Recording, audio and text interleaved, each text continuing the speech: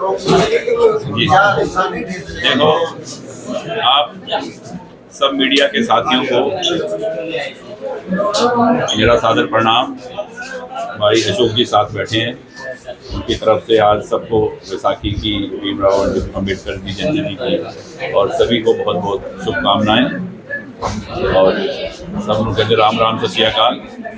Meeting देखो, हमने worker meeting बहुत देखी है, पर लोगों का, साथियों का एक परिवार की तरह, जैसे मोदी जी कहते हैं कि मेरा 140 करोड़ की जनता परिवार है, वैसे ही सरसा और जहाँ जहाँ हमने इलेक्शन लड़ा और जो 9 की 9 सीटें हैं सिरसा की एमपी कॉन्स्टिट्यूंसी की, वो जनता एक परिवार की तरह है।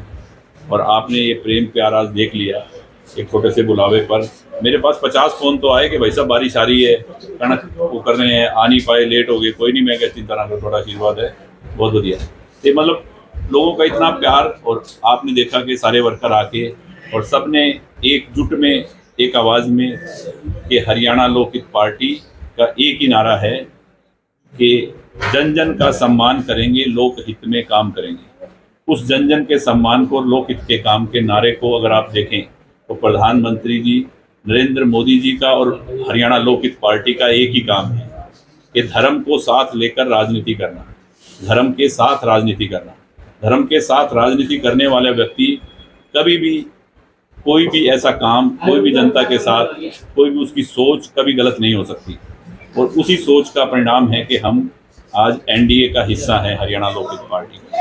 आज हरियाणा के अंदर पहले 2 पार्टी थी, आज अगर कोई पार्टी एनडीए में है तो वो हरियाणा लोकहित पार्टी है। तो मैं आज सभी वर्करों को एक संदेश दिया कि बाबा सरसाई नाथ की नगरी से हम कमल का फूल खिलाकर मोदी जी की झोली में डालें, ताकि जो उनका एक नारा है एनडीए का 400 पार, वो पूरा हो। और हरियाणा के अंदर वैसे भी एनडीए में होने के नाते हमारा फर्ज है और कि आज इस देश का जो गौरव, मान, सम्मान जो पूरी दुनिया में फैला है, और आज पूरी दुनिया में हिंदुस्तान का डंका जो ज़मीन से लेके चांद तक जो तिरंगा फहराया है उन्होंने, और जो फहर रहा है, उसके लिए हम सब आभारी हैं उनके।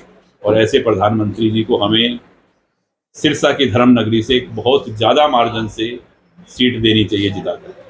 उसी का एक संदेश दिया। तो सभी लोगों ने एकजुट हाथ खड़े करके कहा कि हम हर कीमत पर जो आपने बोला है वो काम करके दिखाएंगे। जी अशोक तंवर के लिए आगे किस तरह प्रचार करेंगे आप? गांव-गांव जाएंगे? बिल्कुल जाएंगे भाई साहब, गांव-गांव जाएंगे, घर घर जाएंगे।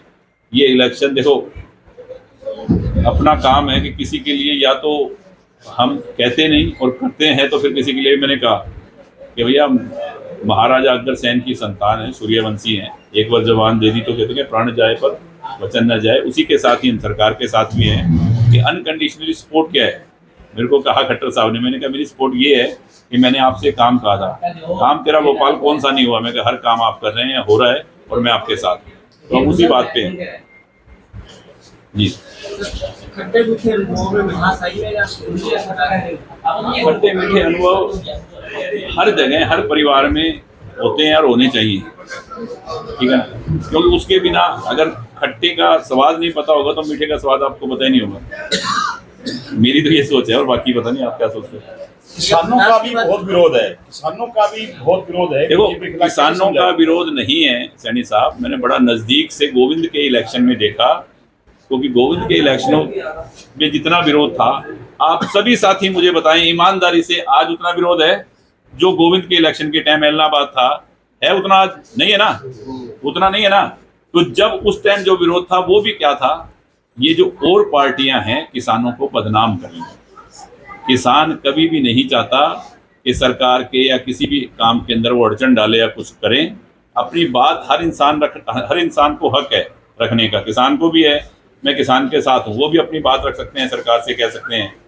तो किसानों की आड़ में उनका नाजायज़ फ़ायदा कुछ पार्टियां, कुछ लोग लेते हैं, और बाकी किसानों के लिए जितना ही सरकार ने किया है, मुझे नहीं लगता कि ऐसी सोच किसी और सरकार की रही होकर, नीचे से लेके केंद्र तक, हरियाणा से लेके मोदी जी तक।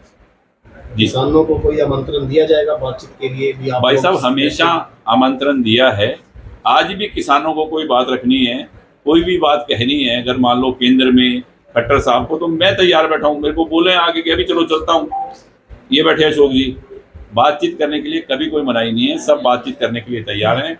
हरियाणा के किसानों के बारे में, फसलों के बारे में जो रेट हैं, मुझे नहीं लगता, कुछ चीज़ों के तो ऐसे रेट हैं जो पूरे हिंदुस्तान से ज़्यादा है। बीजेपी करने से आप पूरा प्रभावित है, बीजेपी ज्वाइन करेंगे आप?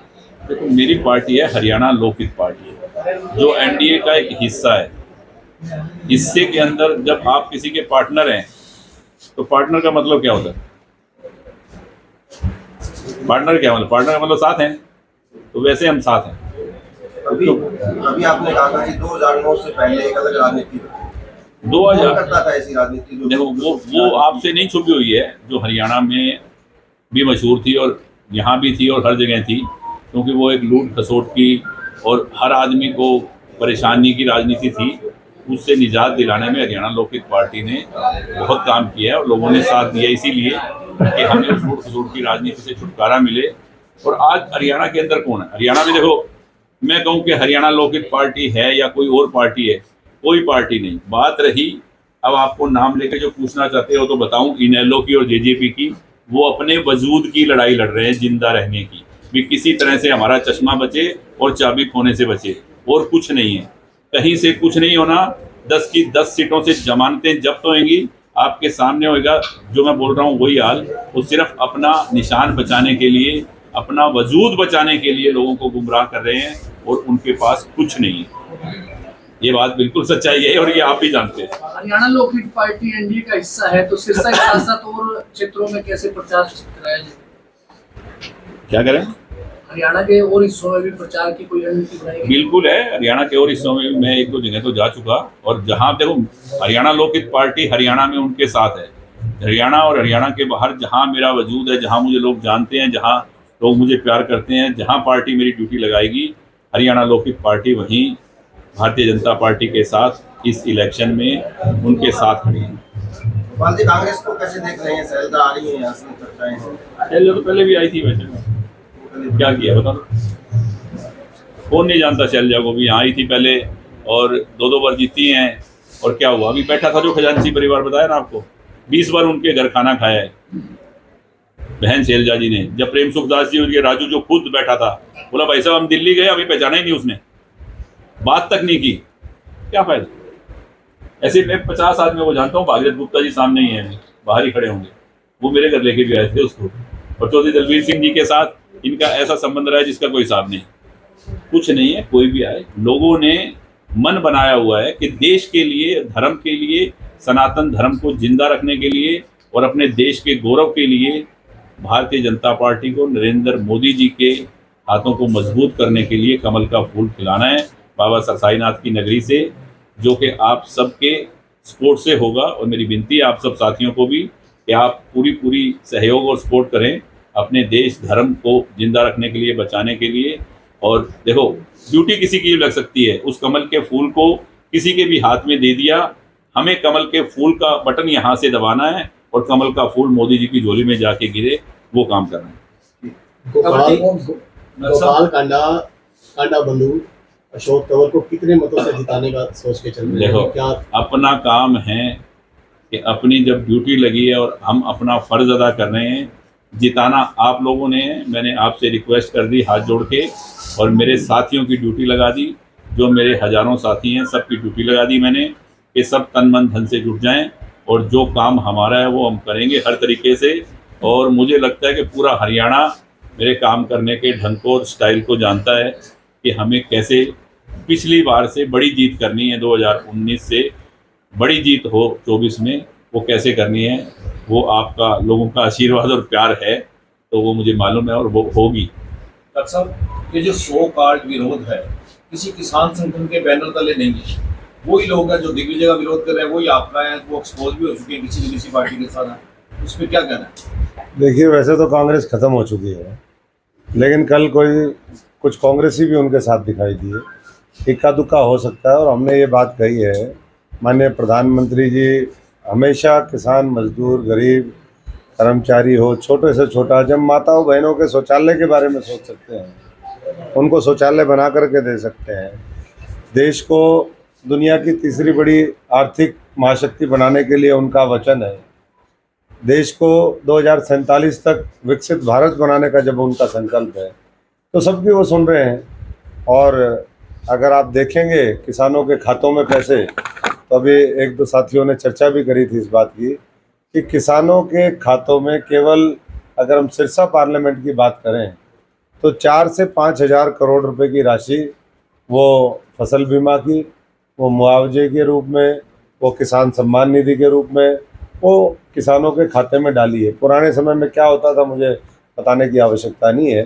तो कोई भी किसान संगठन अगर सरकार के साथ वार्ता करता, पीछे भी वार्ता हुई, अब क्योंकि चुनाव का माहौल आ गया था तो उसके बाद क्या रहा वो ऊपर वाले जो पार्टी का नेतृत्व है वो जानता है, जो मीटिंग के लिए बुलाया था, या फिर किसान संगठनों को पता है। लेकिन मैं इतना कह सकता हूँ कि नरेंद्र मोदी जी के अलावा और भारतीय जनता पार्टी के अलावा कोई ना किसान का भला कर सकता है, ना गरीब का भला कर सकता है, ना उद्योग जगत को आगे बढ़ा सकता है, और ना हमारे 140 करोड़ लोगों का उद्धार कर सकता है। तो इसलिए सब लोग पूरी मजबूती से किसी उसमें ना आए।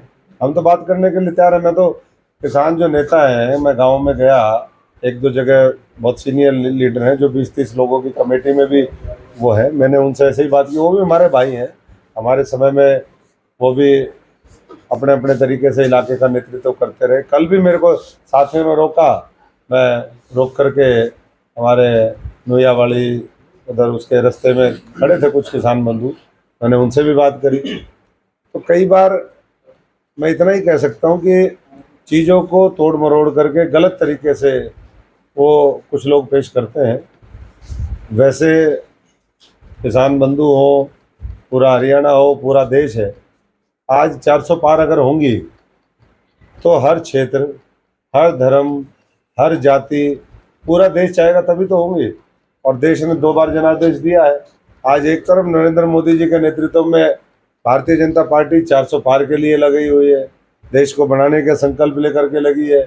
उसमें एनडीए में लोकहित पार्टी जैसी पार्टियां हैं, हरियाणा की इकलौती पार्टी है, अनकंडीशनल सपोर्ट है, विकास के कार्य हो रहे हैं। दूसरी तरफ जो पूरा इंडिया अलायंस है, जिनको बार बार मौका दिया, जो कर नहीं पाए, आज वो केवल मोदी विरोध के चलते आज हाशिए पे पहुंच गए। और खुद एनडीए जो इंडिया अलायंस है उसके खुद घटक दलों ने कहा, ममता बनर्जी ने खुद कहा कि ये 40 भी पार नहीं कर पाएंगे। तो मैं समझता हूँ कि देश पूरी मजबूती से आने वाले समय में, आज बाबा साहब की जयंती भी है, बाबा साहब की जयंती पे मैं सबको शुभकामनाएं देता हूँ। और इतना ही कहूँगा कि बाबा साहब हों, चाहे हमारे महापुरुष हों, चाहे वो नरसिम्हा राव जी हों, चाहे वो हमारे चौधरी चरण सिंह जी हों, भारत रत्न जिस तरीके से अभी दिया है, तो ये दिखाता है कि भारतीय जनता पार्टी सर्वांगीण विकास के लिए बिना किसी भेदभाव के लिए काम करती है और करती रहेगी। डॉक्टर साहब, एक अभी प्री पोल सर्वे हुआ है CSDS का और लोकनीति का, जिसमें बेरोजगारी, भ्रष्टाचार, महंगाई सबसे बड़े मुद्दे हैं उसमें। लेकिन अभी बीजेपी का संकल्प पत्र जारी हुआ है, उसमें कोई भ्रष्टाचार की बात नहीं है, महंगाई की कोई बात नहीं है, बेरोजगारी की कोई बात नहीं है। तो किस तरह से आप लोगों को सेटिस्फाई कर पाएंगे जब उनसे वोट मांगेंगे? देखिए, जो काम कर रहे हैं उसके ऊपर तो बार बार बोलने का, जब 2014 में मोदी जी प्रधानमंत्री बने, 19 में बने, तो भ्रष्टाचार के ऊपर तो लगातार लगाम कसने का काम किया ही है ना, इसीलिए तो लोग डर रहे हैं।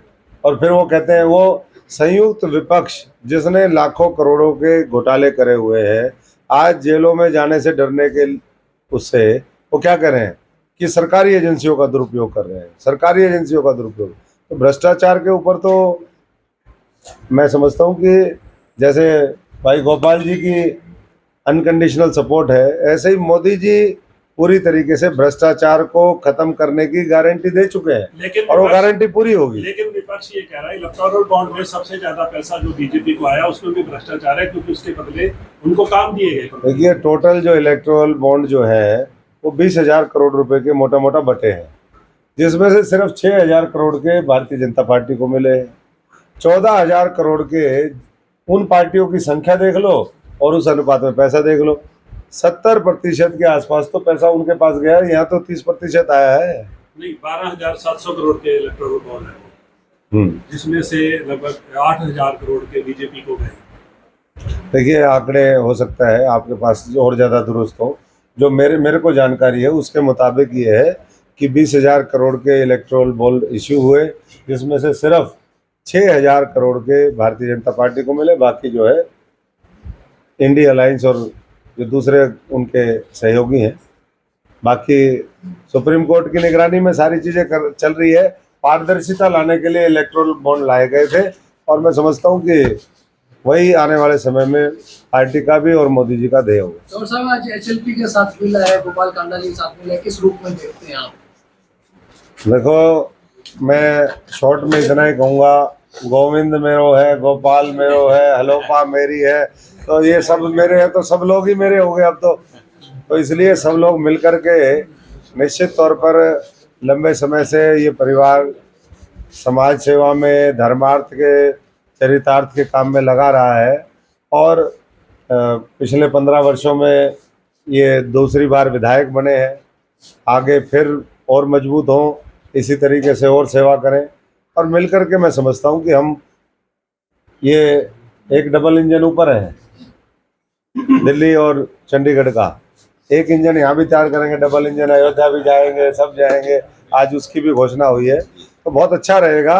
और एक तरफा चुनाव होगा, जो विपक्ष है वो अपनी जमानत बचाने के लिए चुनाव लड़ेगा, उनको पता है जीत के लिए कोई यहाँ पर गुंजाइश। डॉक्टर साहब, लंबे समय बाद भारत मिलाप हुआ है। नहीं, हमारा मिलाप कई बार होता है। हम तो गोवा में भी मिले हैं, हमारे तो मिलाप चलते रहते हैं। हाँ, ये है कि सार्वजनिक तौर पर बड़े उस पे कई बार वो करना भी होता है। मान लीजिए मनोहर लाल जी आए, कुछ औपचारिकताएं होती हैं, इनकी अपनी पार्टी है, तो सब बढ़िया है।